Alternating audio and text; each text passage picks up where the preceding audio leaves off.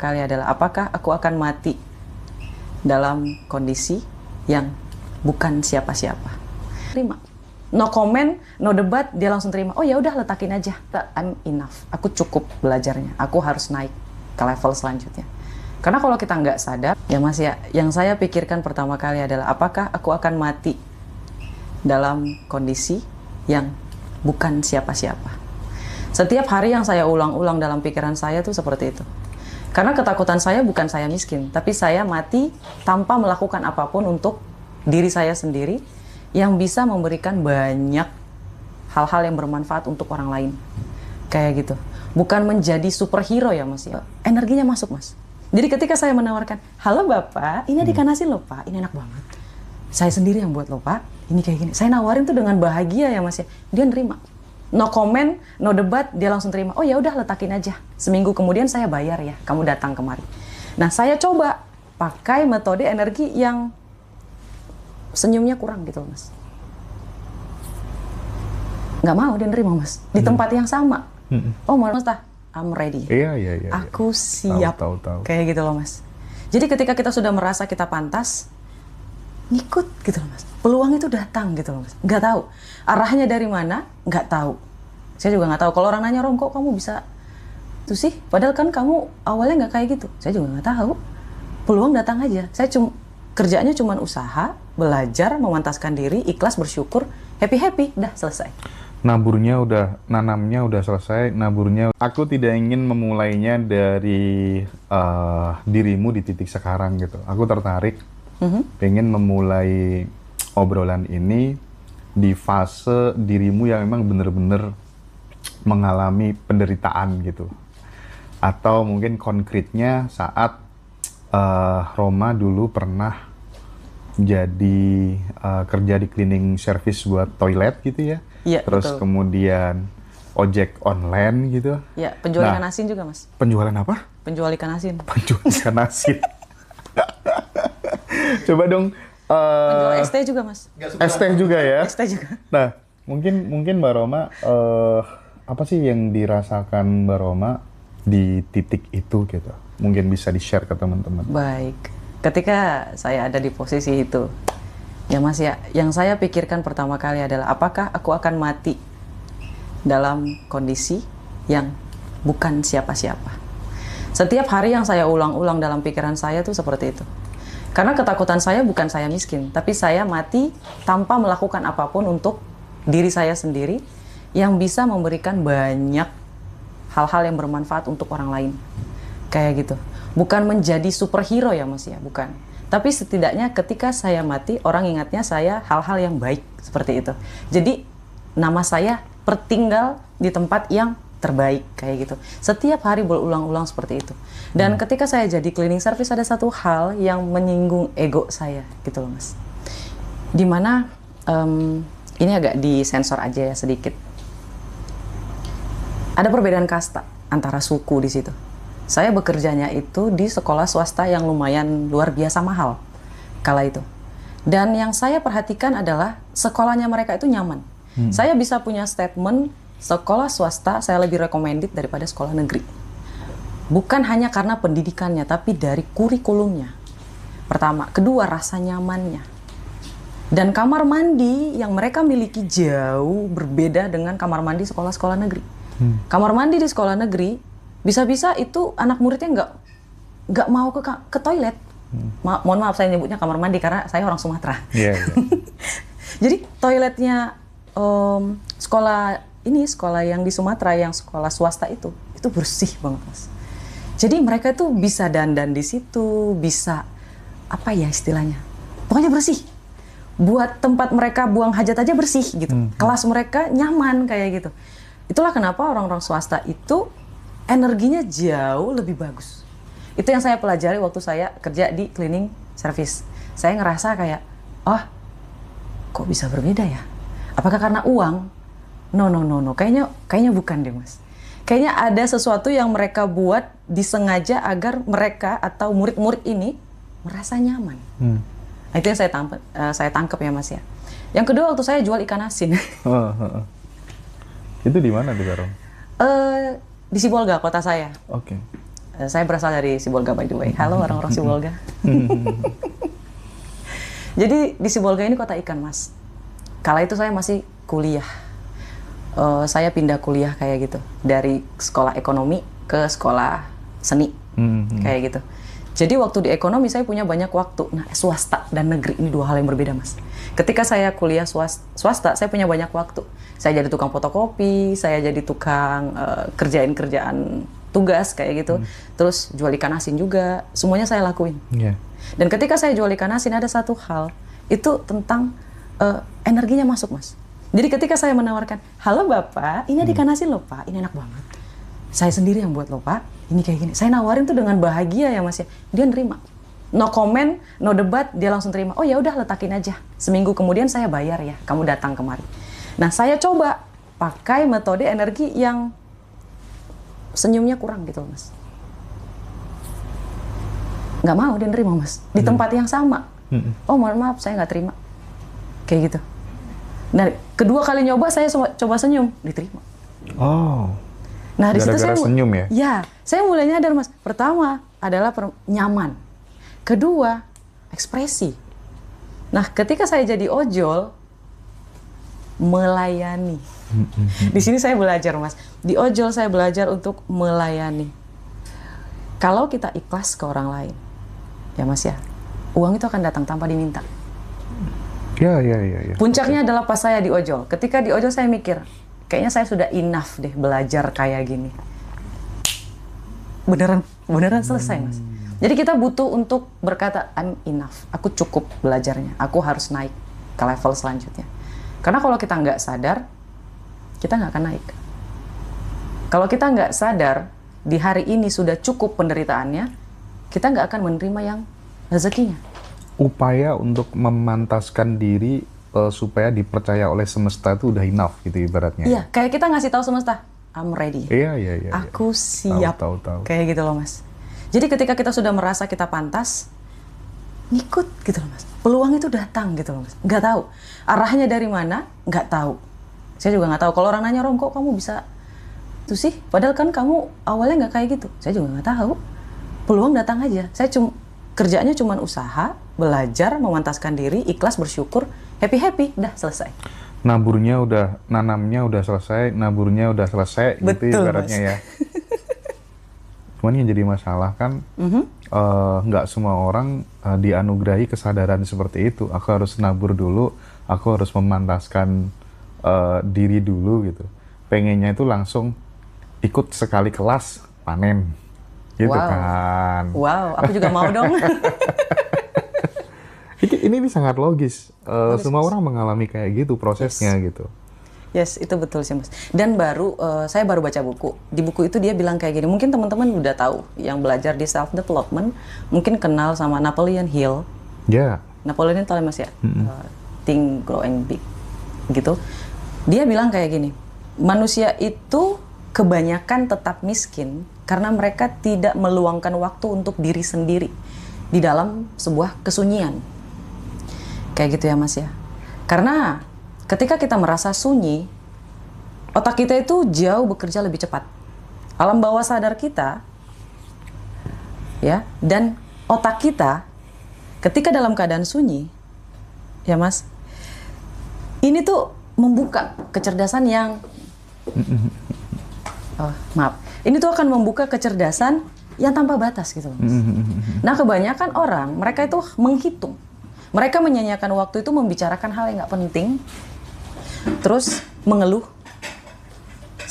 menggerutu, terus setelahnya mereka itu apa lagi namanya tuh? Aduh, saya lupa istilahnya.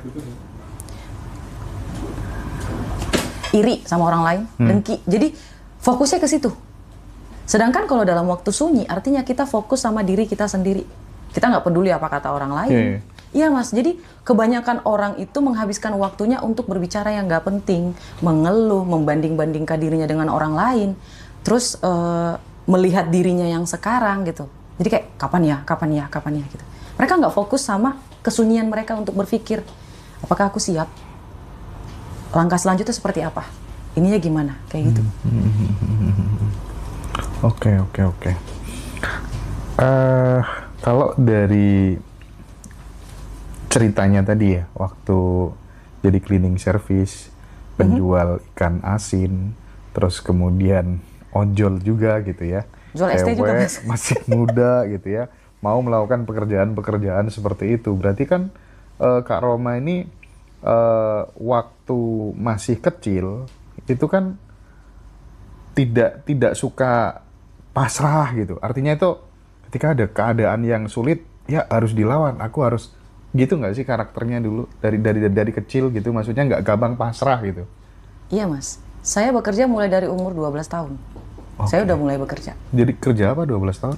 Nemenin mama saya jual ikan. Oh, berarti rumahnya pinggir laut ya?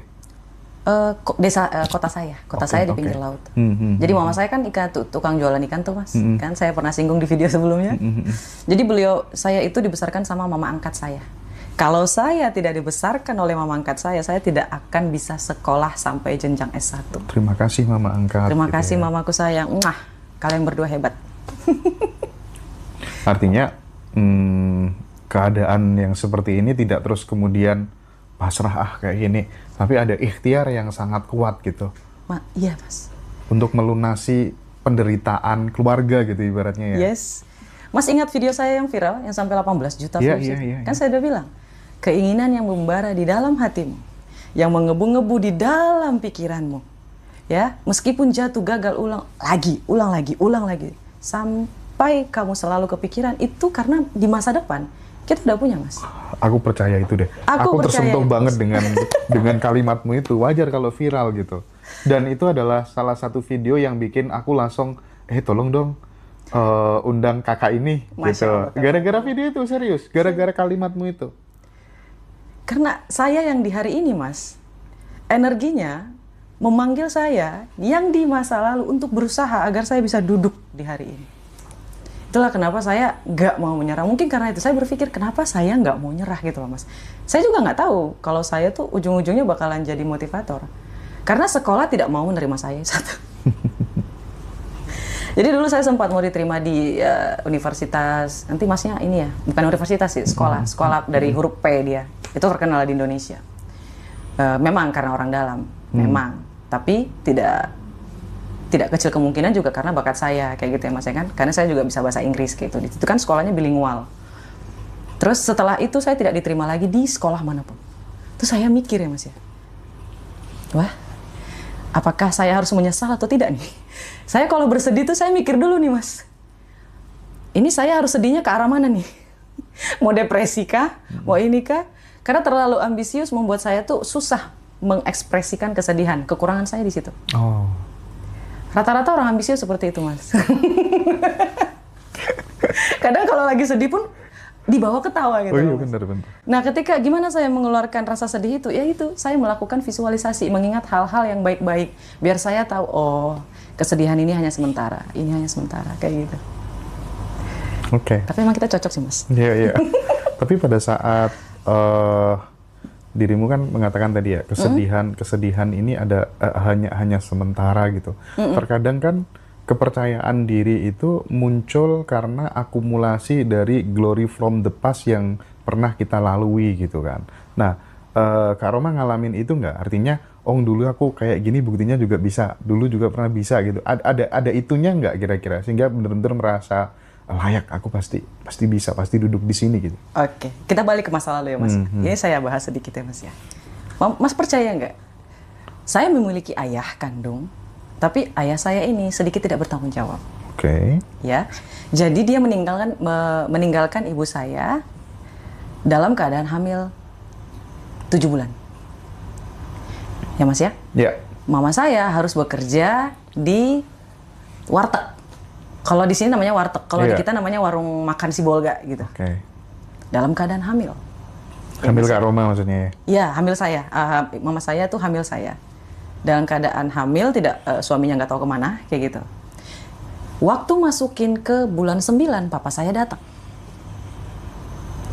Papa saya datang, akhirnya papa saya minta maaf, mama saya maafin, saya dilahirkan, dan Mas tahu, padahal papa saya itu termasuk orang yang lumayan keluarganya, tapi karena papa saya nainggolan, Mas saya tahu kan nainggolan itu kebanyakan kan non-muslim ya. Iya, iya. Jadi karena papa saya masuk muslim, keluarganya itu tidak mau membagi gitu loh mas. Membagi harta kayak gitu loh. Jadi mama saya tuh hidup apa adanya gitu. Jadi lahirnya tuh pakai dukun beranak. Oh, iya, iya. Ya mas ya. Tapi gongnya bukan di situ mas. Papa saya pergi lagi seminggu setelah saya lahir. Setelah seminggu saya lahir, mama saya bingung. Mama saya disuruh pergi dari rumah mertuanya setelah papa saya pergi.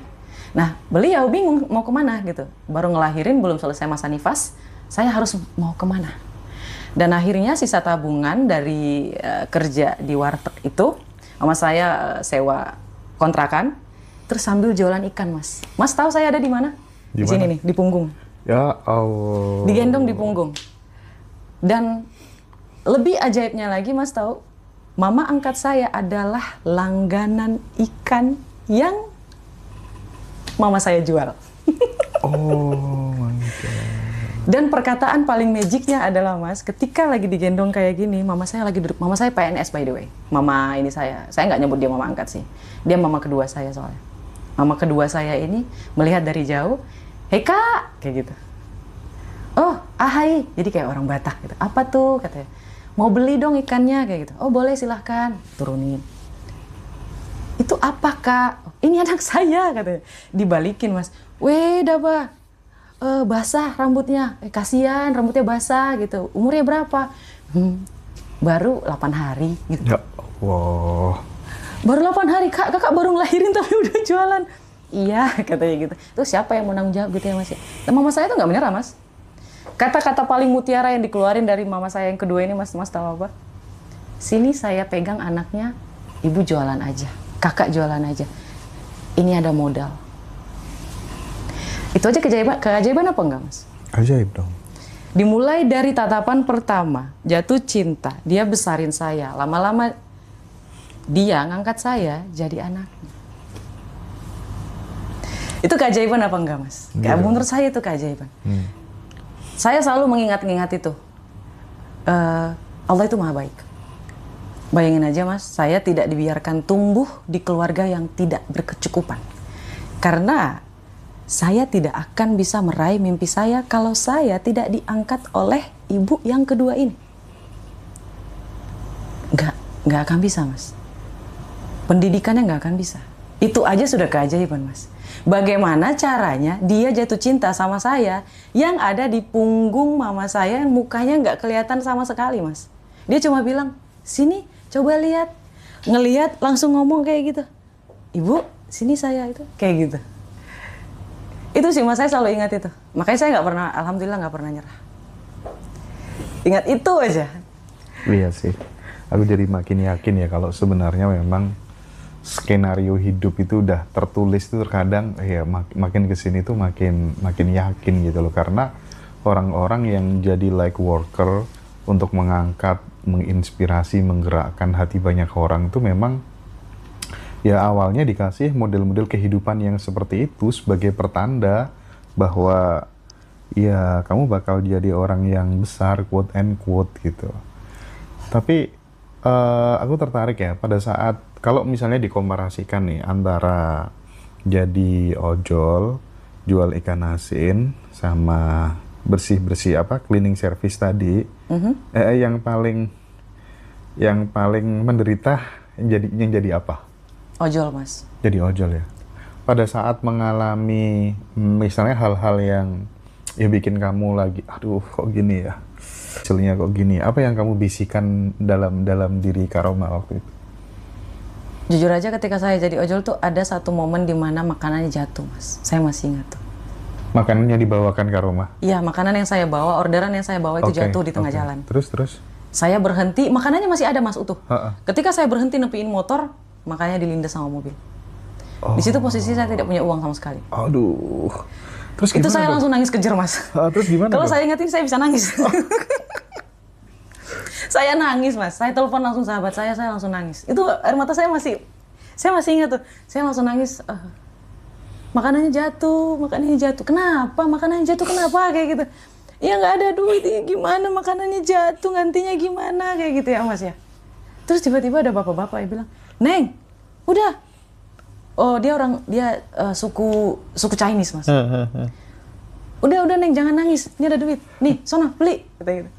Bapak makasih. Iya, nggak apa-apa. Kamu jangan nangis. Semuanya bakalan baik-baik aja. Jangan nangis. Katanya gitu. It's okay. Saya bukan marahin kamu nangis, tapi jangan nangis. Semuanya bakalan baik-baik aja. Ya, yang bikin saya nangis itu ya Mas ya, saya tidak bisa bertanggung jawab. Bukan karena saya miskin nangis ya, bukan. Karena, aduh gimana ini ganti makanannya. Gantinya, sementara nggak ada uang lo Yes, ganti ya. gitu loh Mas. Saya bingung.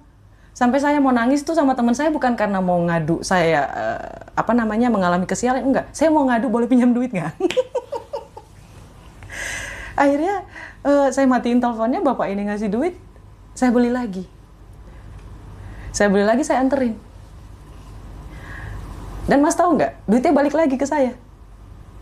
Ngasih tip yang dikasih. Oh, aku baru mau tanya soal itu. Kenapa Mas? Apa arti tips bagi seorang ojol gitu, supaya kemudian kita yang sering order makanan kadang kan menyepelekan hal-hal seperti itu gitu. Dirimu gitu. kan pelaku gitu kan? Iya. Gimana? Ini bisa dibilang ada pro dan kontra ya Mas ya. Takutnya kalau misalnya ada orang yang mampu, boleh-boleh aja ngasih tips.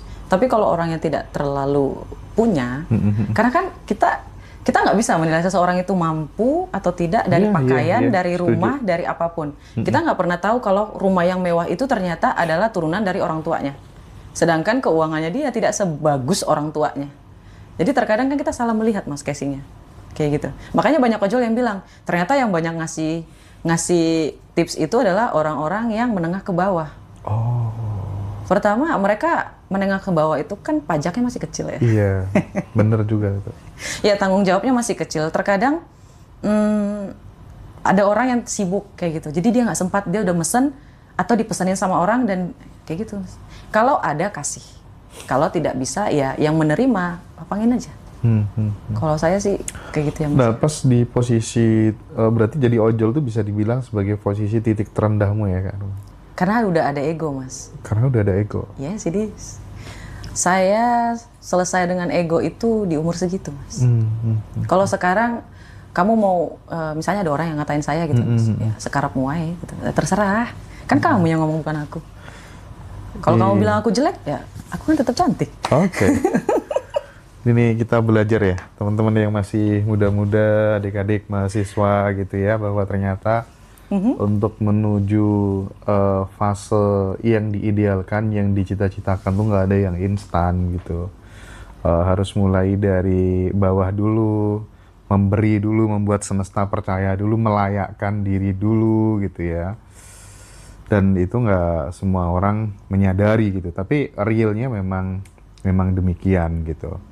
Nah, pada saat kemudian berada di titik terendah itu, berada di titik terbawah itu, pada saat kemudian muncul sebuah pikiran-pikiran yang negatif gitu, apa yang dilakukan Roma waktu itu gitu? Nangis aja Mas. Oke. Kalau mau nangis ya nangis aja. Kalau mau marah ya marah aja. Tapi jangan berlama-lama. Misal, pikiran negatifnya, gimana aku bisa dapat dari mana? Karena rata-rata kan kayak gitu.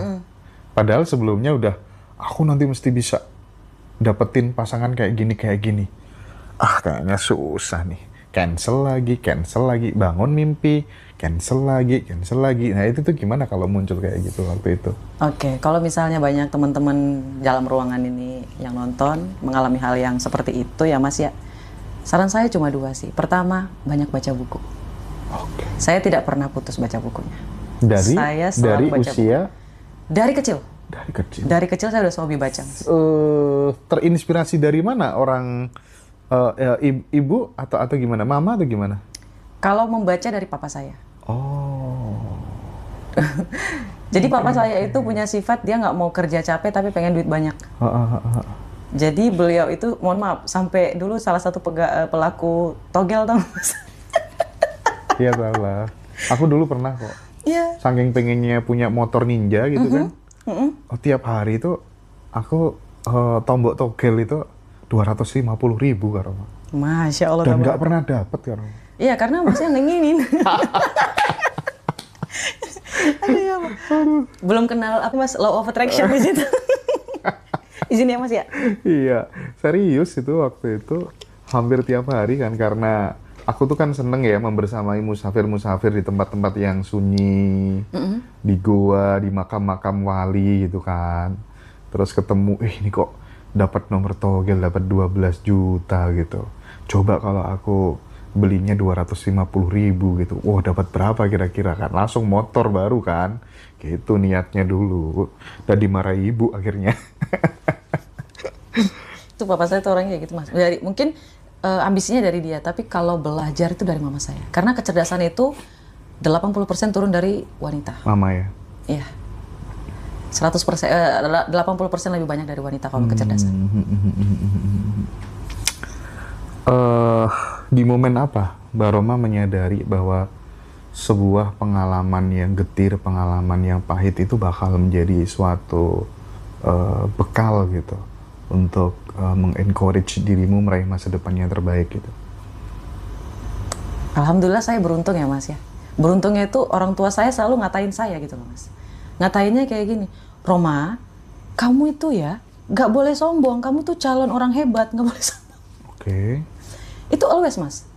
Selalu diomongin kayak gitu, mau orang tua yang kandung dan orang tua yang kedua. Mereka tuh percaya, saya nggak tahu. Semua orang di sekitar saya selalu bilang kayak gitu berulang-ulang. Sehingga percaya diri saya itu nambah. Karena jadi program ya? Iya. Kan diulang-ulang terus. Dan saya pun jadi mempercayai kalau saya itu punya kemampuan, kalau saya itu punya keunggulan, saya itu punya kepercayaan diri yang tinggi, kayak gitu loh mas. Jadi kalau misalnya ada orang yang tidak percaya diri, saya bingung gitu. Mungkin karena lingkungan toksik ya kali. Itu dari alam bawah sadar yang trauma. Yang tadi saya sampaikan yang di video sebelumnya kayak gitu mas. Itu ngaruh banget. Kalau teman-teman berada dalam lingkungan negatif, lingkungan toksik, segera pergi dari situ. Karena ibarat kamu sudah punya kemampuan dan potensi, itu akan terhalang oleh dinding yang sangat tinggi. Itu kayak rantai yang mengikat kaki kita gitu loh mas. Even itu orang tua kita. Tapi tanggung jawab nggak boleh ditinggalin ya mas. Even itu keluarga yang kita cintai bisa jadi sebagai pencuri cita-cita kita gitu ya? Yes. Oke. Dan alhamdulillah Allah nolong saya di situ. Saya terlahir di keluarga yang tidak membuat saya merasa kurang percaya diri. Tapi kalau misalnya bagi teman-teman yang mau ninggalin lingkungan itu nggak bisa gitu ya, karena masih sekolah misalnya harus tinggal sama orang tua gitu ya. Okay. Dan kalau Mbak Roma kan merasa beruntung sekali karena ada install software itu dari kedua mamanya gitu kan, bahwa Roma orang yang hebat, orang yang beruntung dan lain sebagainya gitu. Bagi teman-teman yang nggak ngedapetin itu, apa yang bisa di-create secara mandiri gitu? Oke. Mungkin ada beberapa hal yang bisa saya sampaikan, ada 4 ya mas ya. Pertama,